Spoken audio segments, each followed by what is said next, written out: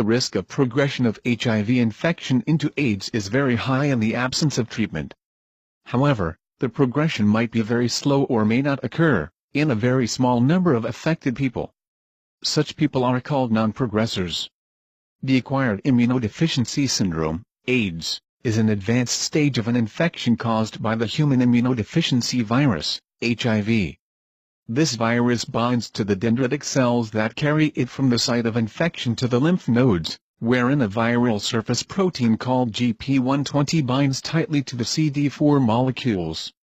Another viral protein, P24, forms a casing surrounding HIV's genetic material.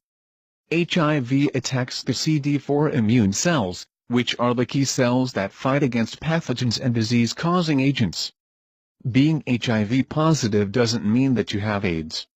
While many people might not show any signs for years after being infected, some people might exhibit symptoms within 10 days to a few weeks after the exposure to the virus.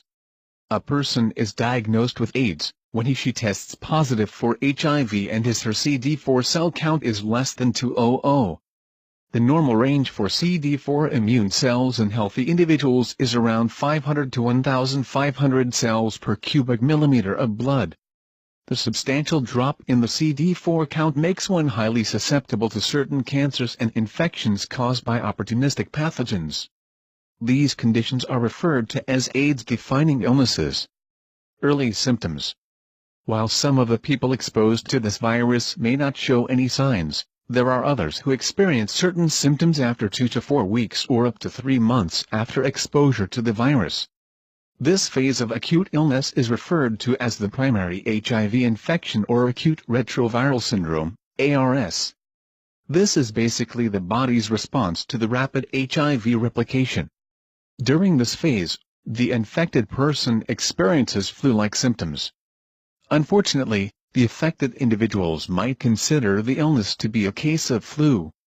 During this phase, the amount of virus circulating in the blood, viral load, is high, which increases the possibility of transmission of the virus considerably, in comparison to the next phase of the infection. The risk of transmission of the virus is very high if the infected person indulges in unprotected sex during this phase. Statistics show that 1 in 5 infected persons is unaware of his/her condition, which is why people in the high-risk groups are often urged to go for HIV screening tests.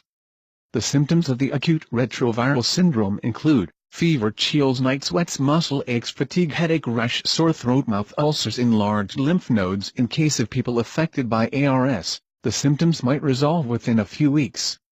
After the ARS phase, comes the asymptomatic or latency phase, wherein the affected individuals don't experience symptoms for several years. Not everyone exposed to the virus gets affected by ARS or the primary HIV infection. In some people, there are no specific symptoms. These people have a clinical latent infection that may last for a duration of 8 to 10 years or longer. However, some of the people in this phase might have swollen lymph nodes. During this asymptomatic period, HIV multiplies fast, thereby destroying the immune cells. Early symptomatic HIV infection.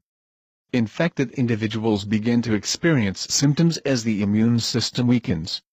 As the virus destroys immune cells, the infected individuals begin to develop mild infections, and experience symptoms such as fever, fatigue, swollen lymph nodes, diarrhea, unexplained weight loss, cough, and shortness of breath. Progression of the HIV infection to AIDS. In the absence of treatment, the disease can progress to AIDS in a few years. By the time AIDS develops, one's immune system has been severely damaged, thereby increasing the risk of opportunistic infections or diseases that wouldn't affect a person with a healthy immune system. The signs and symptoms of some of these infections may include soaking night sweats, shaking, chills, fever that lasts for more than 10 days, cough and shortness of breath, diarrhea, nausea, vomiting, sores on the tongue or in the mouth, headaches, persistent, unexplained fatigue, vision-related problems, weight loss, skin rashes, easy bruising, genital sores, oral thrush, joint pain. Transmission of HIV.